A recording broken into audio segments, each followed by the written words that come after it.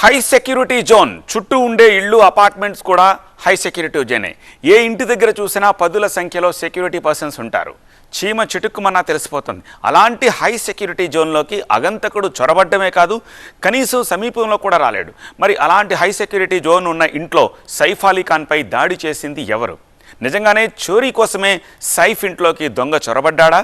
అయితే సీసీటీవీ ఫుటేజ్లో ఆ అగంతకుడి కదలికలు ఎందుకు లేవు? ఇవే ఇప్పుడు మిస్టరీగా మారాయి. ఇంతకీ సైఫ్ ఇంట్లో అసలు ఏం జరిగింది? దానికి సంబంధించిన బ్రేకింగ్గా చూస్తున్నాము. మిస్టరీని తలపిస్తోంది సైఫ్ అలీ ఖాన్పై దాడి ఘటన. సైఫ్ ఇంట్లోకి దుండగులు ప్రవేశించినట్టుగా ఎలాంటి ఆధారాలు ముంబై క్రైమ్ బ్రాంచ్ పోలీసులకి దొరకలేదు. మెయిన్ గేటు, ఇంటి ప్రధాన ద్వారం దగ్గర కూడా ఎలాంటి ఆనవాళ్లు కనిపించలేదు. ఇంట్లోకి ఎవరైనా వస్తున్నట్టు కానీ బయటకు వెళుతున్నట్టు కానీ ఏ వీడియో ఫుటేజ్ కూడా లభించలేదు. సీసీటీవీలో కూడా ఎలాంటి అనుమానితుల కదలికలు, అగంతకుల కదలికలు కనిపించలేదు. లోపలి వ్యక్తే సైఫ్పై దాడి చేసి ఉంటాడని ఇప్పుడు పోలీసులు ఎంక్వైరీ చేస్తున్నారు. కాదు, దొంగే దాడి చేశాడని సైఫ్ కుటుంబ సభ్యులు చెప్తున్నారు. అన్ని కోణాల్లో దర్యాప్తు చేస్తోంది Mumbai crime branch. 7 special teams తోటి ఇప్పుడు ఈ దర్యాప్తు కొనసాగుతోంది.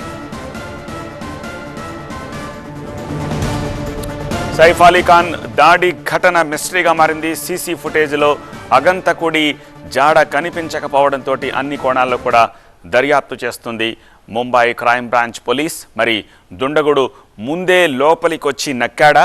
ఒకవేళ దుండగుడు ఇంటి లోపలే వచ్చి ఉంటే దొంగతనానికి వచ్చాడా, లేక సైఫ్ని అటాక్ చేయడానికే వచ్చాడా? సైఫ్ను అతని పెద్ద కుమారుడే అర్ధరాత్రి 3:30 సమయంలో ఆసుపత్రికి తరలించాడు. ప్రస్తుతం సైఫ్ స్టాఫ్ని క్వశ్చన్ చేస్తున్నారు ముంబై క్రైమ్ బ్రాంచ్ పోలీసులు.